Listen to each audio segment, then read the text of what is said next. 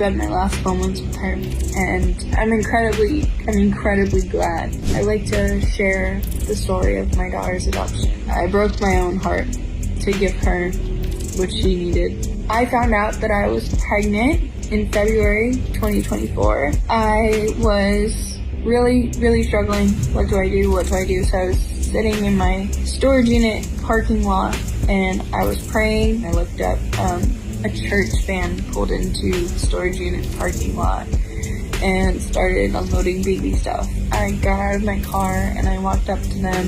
I told them, like, I'm pregnant and I don't know what to do. And they said, oh my gosh, we're actually with the adoption sector of the church. I was dating someone at the time who had over 1 million followers on TikTok, who had kind of given me the impression that he was a very religious man, and then when I had gotten pregnant, I started to realize that that was not true. He essentially tried to manipulate me into an abortion, but my faith, my religion, it just wasn't in the cards for me. And so we broke up.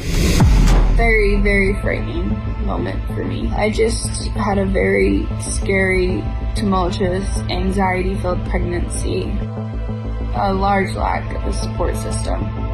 So a lot of those factors have kind of led to me not feeling like I was ready for a baby. And I watched my best friend's baby just a few weeks before I made my decision, and it really solidified for me that I was not mentally stable enough to have a baby right now. I was really struggling. What do I do? So I was sitting in my storage unit parking lot and I was praying. A church van pulled into the storage unit parking lot and I walked up to them. I told them, like, I'm pregnant and I don't know what to do. And they said, oh my gosh, we're actually with the adoption sector of the church.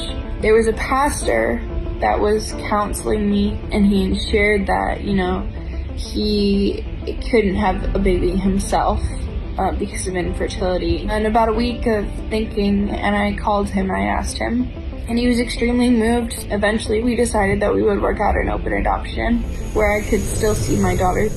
Leading up to me giving birth, and the night before I was just crying and I filmed a TikTok and I said, my last night with her for 5 years, because the terms of the open adoption, I wouldn't be able to meet her until she's 5 years old for the first time. And then, the following day I spent my last moments with her, and I'm incredibly glad. My child will be so incredibly loved growing up in ways that I couldn't provide for her right now, and that was all that mattered to me.